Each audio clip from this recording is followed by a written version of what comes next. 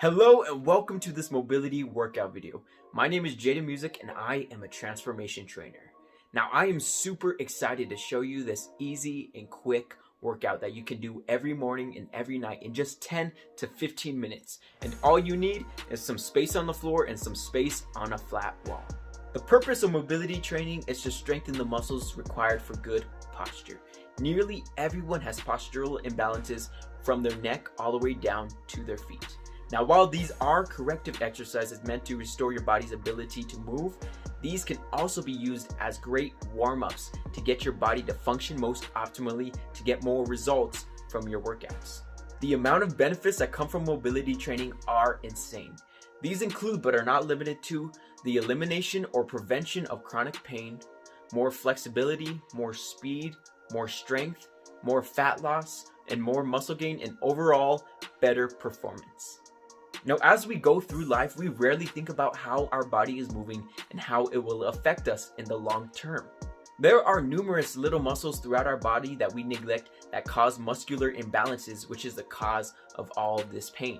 When a lot of people get pain, they think to turn to a massage or some foam rolling, but this does not solve the root of the issue, which is a weakness or an imbalance of the muscles surrounding the area.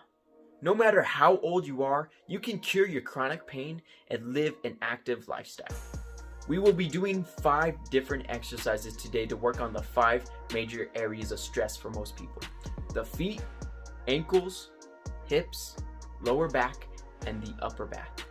I guarantee that after your first mobility workout, you will notice a positive difference in your body afterwards. And I want you to use that as momentum to do this more consistently so that you can get even more results. So without further ado, we're going to be starting from the ground up. So let's get started. Now, the first exercise we are going to do, we are going to work on our feet. Now, the muscles in the feet are probably the most neglected throughout the entire body. We work on everything from our calves up and rarely think about our feet, even though our feet is the main grounding support for our entire body. And this is something we do not want to neglect. So I'm going to get in this position that I am already in right now, where my legs are behind me, and I'm just going to sit back onto my heels. Now, this alone may be too painful for many of you. You want to compensate this exercise by putting your hands on the floor and pushing against the ground to slowly take the weight off of your hips onto your hands and still push down with your hips. You want to feel a cramp and push a little bit beyond your comfort zone. That's the way to strengthen your muscles here. Now, if you can do this fine, we're going to move on to the next step, which is toe flexion and extension. So from right here, this is going to be very difficult to see, but I'm going to curl up my toes like a fist, trying to bring my toes as close as I can to my heel. This is something I'm struggling with too, so I am working on this as much as I can. So I'm pulling my toes towards my heels, curling it into almost like a fist, holding that for a couple seconds. Now I'm going to push the opposite way. I'm going to push my toes against the floor as hard as I can. That's what's amazing about mobility exercises, is you're going to use your full force pushing against the ground, the wall, or even your own body. So you're going to alternate from extension to flexion. So flexion is curling up your toes like a fist here. You're going to squeeze it. You're going to feel it go through your ankles, your shins, and all throughout your feet. Hold for a couple of seconds. Now push down. Now you are going to alternate like this for 10 reps. So you're going to go 1, 2, 3, 4, all the way to 10, alternating between flexion and extension. Do that for 2 rounds. All right, for our next exercise, we're going to go up the kinetic chain from our feet into our ankles. Now, this exercise right here is near and dear to me in my heart because it helped me with my duck feet. I had inverted feet for nearly all my life where I would walk like this. This exercise alone has helped me to get my feet from out this way to right around here. I'm not perfect yet, but I'm getting closer every single day by strengthening my shins and ankles. So you want to sit down on the floor, and this bottom leg is just for support. We're not using this. What we're going to be working on is this foot right here in front of us. So you're going to want to point your toes forward, plant your feet down, and we're going to actually come up, lifting our hips off. So notice right away how my hip tries to compensate by pushing out and pushing my knee in. So I'm gonna adjust a little bit, getting my feet a little bit out, and I'm gonna keep my hip popping in. So as I'm doing this movement, I'm gonna consciously be thinking about not moving my hip out and keeping it in. So you're gonna keep your feet flat on the floor. You're gonna drive your knee 2 to 3 inches over your toe, and at the same time, you're gonna lift up your toes. Now, your feet's not gonna move at all, but you're gonna actively try to lift up your toes, and you're gonna feel your shin light up like a Christmas tree. So you start right here, plant your foot, point forward, get up, pop this hip back in, drive that knee over that toe. Now lift up as hard as you can, holding it for 5, 4, 3, 2, 1. And then as you come back, I like to wiggle out my feet, work on that mind-muscle connection to there, and then get ready for the next set. So let's go through the checklist one more time. Plant this foot, toes pointed forward, get up, pop that hip in, drive that knee over that toe. Don't lift up that heel. You're going to lift up those toes as hard as you can, feeling your shin light up right here. 5, 4, 3, 2, and 1. And come back and wiggle out your foot. Your foot. And so you're going to do 3 sets of this for each leg. All right, now that we're done with our ankles, let's move on to our hips.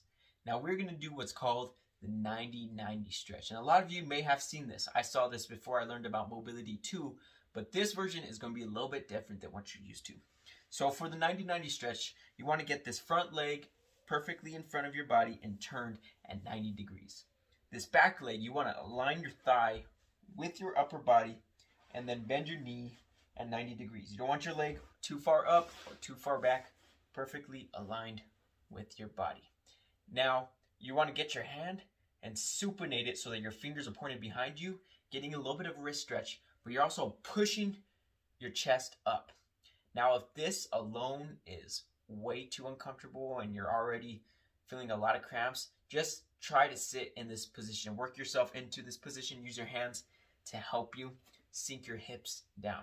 Now, you do want to feel that cramping feeling. That means that your body does have a tightness and a muscular imbalance where you're working it. So you want to push a little bit beyond that zone of comfort, not to where you're hurting yourself, but to where you're feeling that cramping. And don't feel discouraged if you are having difficulty with all these exercises. We all start somewhere, and I honestly do not know anyone that can perfectly master all of these exercises. I struggle with a lot of these too, and I probably will for a long time, but I'm going to stay consistent to try to correct all these imbalances throughout my body. So if you can be here pretty comfortably, I want you to lift up your chest more, even more, so that you're perfectly aligned. Try not to just sink down like this, but getting your chest up. You're going to feel it in your obliques trying to resist. Now keep your legs flat on the ground, and the next part of the movement is you're going to lean forward, but not curling your back. You are going to keep your chest up and pointed forward. You are going to drive that knee and that ankle into the ground at the same time as hard as you can as you lean forward. You are going to all do this for 5 seconds, and I want you at the same time as you're leaning forward, try to lift up this back leg. That back leg doesn't lift up. All that means is that you do not have a proper mind to muscle connection, that the nerves are not firing up. And that's not necessarily a terrible thing, but you can definitely fix it by focusing your conscious energy at reactivating this. So even if you can't lift it up, just actively think about lifting it up. And with due time, you're going to be able to get the ability to move it little by little. All right? So you want to get your chest up, these fingers pointed back, legs flat on the ground. I like to keep my arm out here for balance. You're going to lean forward, lifting up that back leg, drive that ankle, drive that knee into the ground as hard as you can. Push, push, push for 5, 4, 3, 2, 1, and keep your chest up. Now when you come back, just reset yourself. I like to lift up my arm, shake it off, bring it back here, lift up my chest, arm out, lean forward, keeping my chest up, bring that back leg up, driving that knee and ankle into the ground, push, push, push at 5, 4, 3, 2, 1. And you're going to feel this in your glutes, in your hamstrings, all over the hip complex. And so you're going to do 3 sets of this on each leg. Now we're going to stay on the ground as we move up to our lower back. Now for this exercise, this is called hard rolling, and you're going to see why in a second. You're not going to have to remember as much as you did with the last one. So the first step of what you do is you're just going to lay flat down. Now I want you to grab a hammer and a nail. I'm serious. Grab a hammer and nail. You're going to nail your hips down to the floor so that your hips are stuck to the ground. Your hips cannot lift up. Metaphorically speaking, of course, for all those lawyers out there. Now, once your hips are nailed to the ground, you're going to put your hands in the prayer position. You're going to actively squeeze your palms together. Just get your elbows behind your head. Lay back flat. And here's the hard rolling part. I'm going to reach up and over as far as I can towards this side while keeping this hip down. So I'm actively pushing in 2 directions. I'm pushing that way and also pushing my hips down. So take a deep breath in. Exhale. Squeeze your core and reach as far as you can. Really reach for 5, 4, 3, 2, and 1.